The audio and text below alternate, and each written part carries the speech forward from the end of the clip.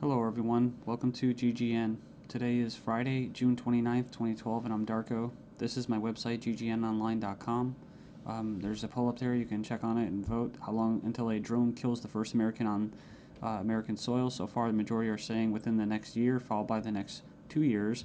You can follow GGN with your email address, also on YouTube, ddarko2012 and ddarko2013. And if you'd like to help, you can donate right there.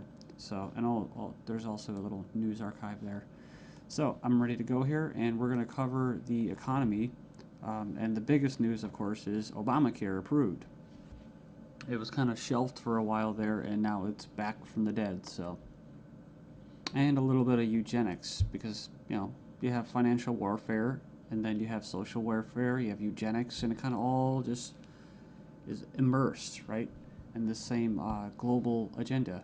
So it says here, Obamacare approved, IRS to force Americans to buy health insurance.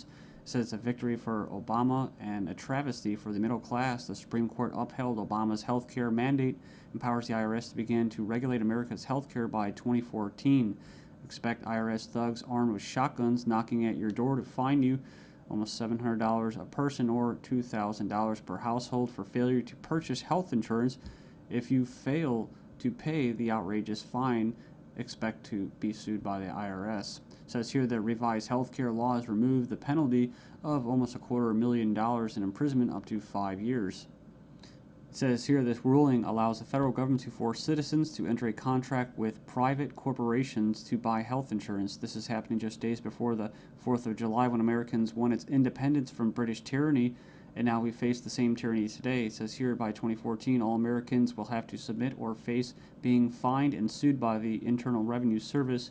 The American people are already struggling financially with record unemployment, inflation, and trillions of dollars in national debt. By the time health insurance becomes mandatory, the middle class will be financially bankrupt. This is the reason why the military and police are preparing for martial law in the U.S. streets, says because people will revolt against the system that has basically turned people into financial slaves. So it says here that they're conditioning Americans with checkpoints and speed traps, army drones to spy on us.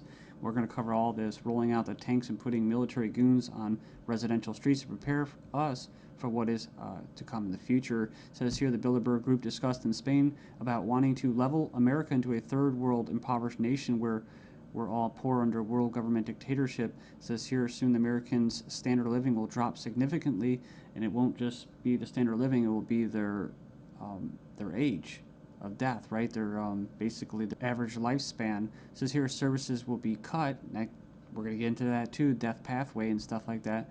Taxes will be increased until we become so poor that we are unable to fight, and resistance will be futile. As Americans issue split decision on healthcare ruling, nearly 2/3 believe politics played too great a role. So it says Americans are sharply divided over Thursday's Supreme Court decision on the 2010 healthcare law, with 46% agreeing and 46% disagreeing with the High Court's ruling that the law is constitutional.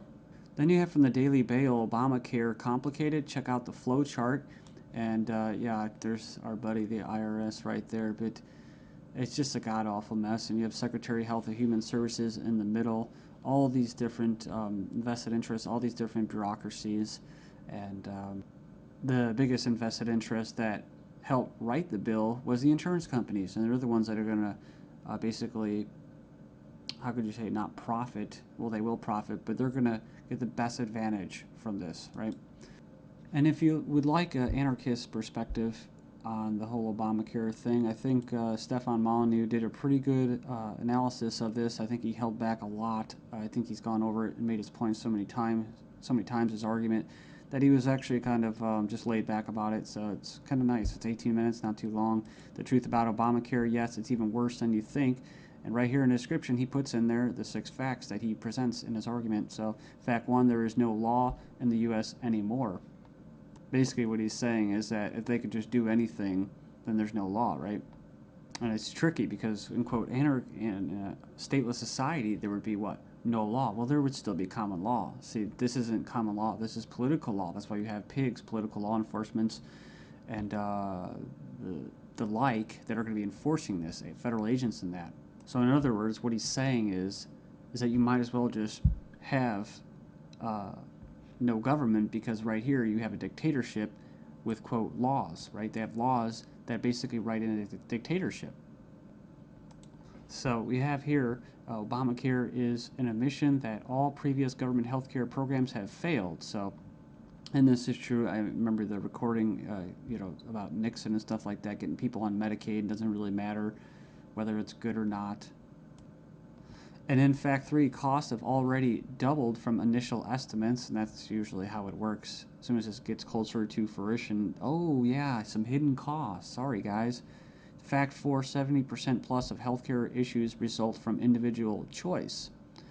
So the thing about it, he's talking about smoking, drinking, eating basically a lot of bad food and stuff like that. You can actually help. But a lot of these people that are going to, quote, benefit from this are not going to be doing anything to help their own health, right? So it says here the inability to discriminate on pre-existing conditions is an essential driver of healthcare cost. So I think what he's saying there is it's not very free market. It says here that the fines for non-compliance are destined to rise enormously. We have 15 reasons why the Obamacare decision is a mind-blowing disaster for America. It was actually, yeah, it says here it was voted 5-4 decision to uphold the vote. And it says here, the bill, it says here the swing vote was Chief Justice John Roberts, who was appointed by George Bush, W. Bush. And not that you'd have any confidence in the judicial system as it stands, just based off past history and their track record. It says here, after the vote today, it is hard to have any faith in the U.S. Supreme Court. I guess they're saying because what, he was quote conservative. According to the Supreme Court, the federal government has the power to force you to buy private goods and services. And it goes on and says here that it's another step away from individual liberty, another step towards a nanny state. I hate that word. But it says here IRS is now going to be given the task of hunting down and penalizing Americans.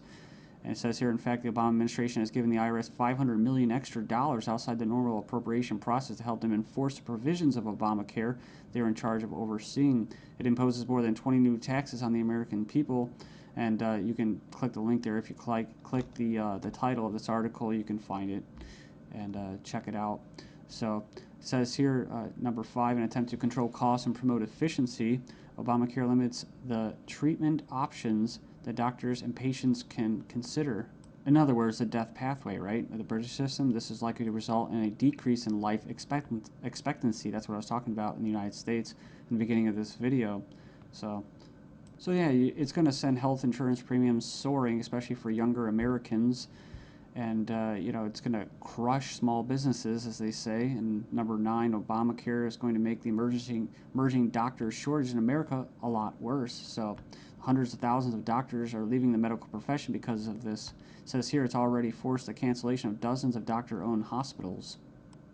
And it says here that the following is one example from the Alliance Defense Fund. It's an insidious little provision. It says here, did you know that this bill, you'll have to